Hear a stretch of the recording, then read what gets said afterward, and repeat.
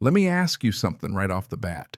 What would you do if somebody tried to steal your $10 million property just because you picked it up for a quarter and they figured you were too dumb, too broke, or too stubborn to fight back? Yeah, I'm serious. They really thought I'd roll over because I was just a divorced plumber who happened to buy the last abandoned lakefront cabin in Colorado for 25 cents at a tax auction. A quarter. That's all. Fast forward a year, and I'm standing there with a hammer in one hand, sweat in my eyes, the scent of fresh pine in the air, and in rolls Delilah Thornfield, this HOA president, in a luxury SUV, waving legal papers around like she's Moses, and I'm supposed to just part the Red Sea for her. You ever see somebody so sure of themselves they forget to actually check the facts? That was Delilah, all right. Told me my cabin was hers now that my investment didn't mean squat. Imagine watching your hard work, your future get threatened just because some woman in designer boots decided the rules shouldn't apply to you. I'm still waiting to hear how far this story will travel, so do me a favor, drop a comment and let me know where you're watching from. I want to see if these HOA nightmares are as universal as they seem. But let me back up a sec because I'm not some millionaire hiding in the woods. I'm Marcus Kane, 52, and not so long ago I was living in a tiny Denver apartment that smelled like microwave dinners and defeat. My ex-wife Jennifer took half my stuff, half my savings, half my will to live. Left me my pickup though. Guess she couldn't stand the smell of pipe joint compound and defeat mixed in with the rust. I started hitting up county tax auctions, hunting for a chance to flip a house fix, something up, claw my way back. If you've never been to one, just picture a bunch of desperate people in a stuffy old courthouse all sweating and staring down auctioneers like they're cattle. But you know, my old man was a carpenter, taught me to see what's possible even when everyone else just sees rot. That's how I spotted at Whispering Pines.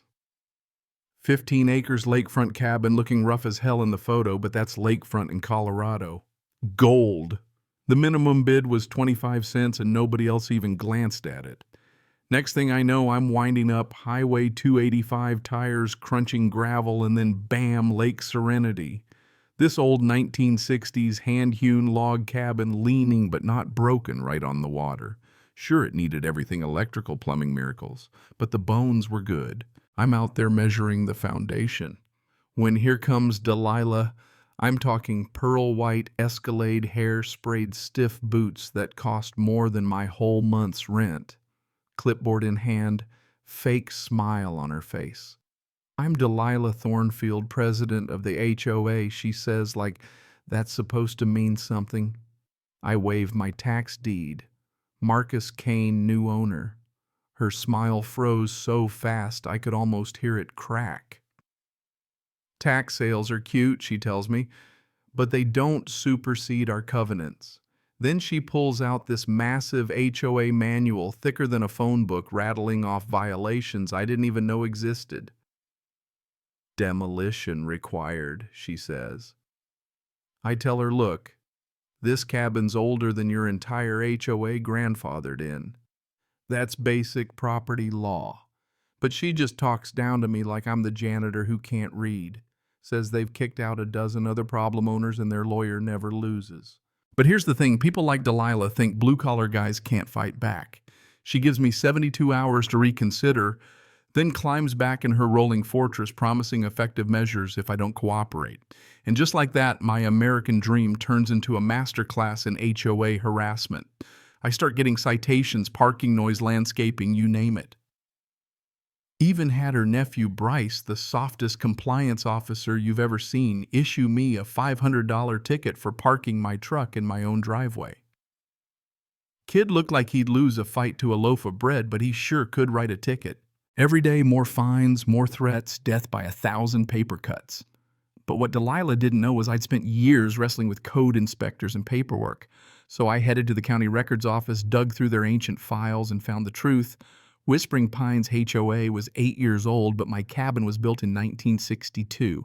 Legally, that's what they call pre-existing non-conforming use. Translation, they can't touch me. Got myself a tough-as-nails paralegal. Zoe student loans, sharp eyes, attitude to match. She filed the motions, challenged every citation. Then I started documenting everything: videos, social media, time-lapse restoration. Folks started rooting for me. Pete at the hardware store gave me discounts, said Delilah had been terrorizing people for years. I even started getting anonymous notes under my windshield, people quietly cheering me on. But the twist. Someone slipped a note telling me to look into the Kellerman property. I drive out, find a weed-choked lot where a family home used to be. Turns out Delilah's husband bought up non-compliant properties for pennies, flipped them for hundreds of thousands. It was a whole racket: harass, fine, bankrupt, then cash in. When Delilah saw I wouldn't break, she went nuclear. Filed a fraud complaint, got the sheriff involved, had the news calling me a scammer. My reputation took a beating, lost customers, even my ex-wife got harassed. But that's when my ace in the hole, old Judge Whitmore, stepped in. He found out Delilah's HOA wasn't even legally incorporated. They had zero authority over my cabin, and better yet, my property was never actually within their boundaries. Friday comes and I get my vindication. The DA drops the fraud case. Turns out Delilah's been running a phantom HOA, bullying neighbors and covering up her family's debt. Then comes the real bombshell. I'm restoring the basement pry off an old wall panel, and out falls a rusted metal box.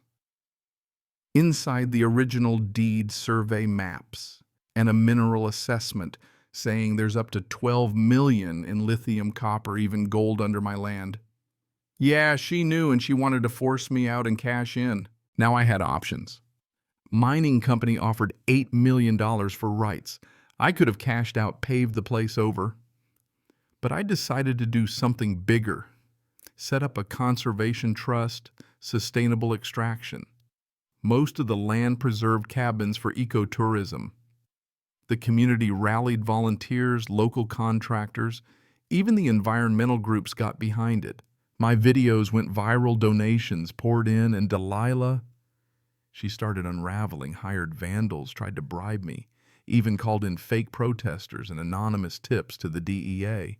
But we caught everything on camera. Her nephew Bryce got busted sabotaging equipment.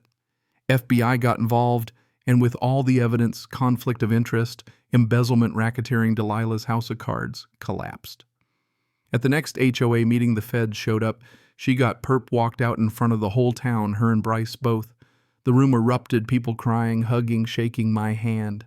Her designer clothes looked pretty out of place next to those silver handcuffs, let me tell you. In the end, the cabin became a park. The town flourished. My little plumbing business turned into a historic restoration crew. Sarah, the reporter who broke the story, moved in. Yeah, we're getting married next spring. Delilah went to prison. Her victims got compensated, and we started teaching folks how to fight HOA bullies all across the country. You know, sometimes the best revenge isn't a lawsuit or a punch. It's building something beautiful from the ashes of someone else's greed. So I've got to ask, if somebody tried to steal your home, would you fight back or would you walk away?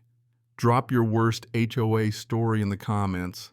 Let's see if we can start a little revolution, one quarter, one cabin, and one act of stubbornness at a time. If this story fired you up, hit that subscribe and stay tuned. Because out here, David beats Goliath every time.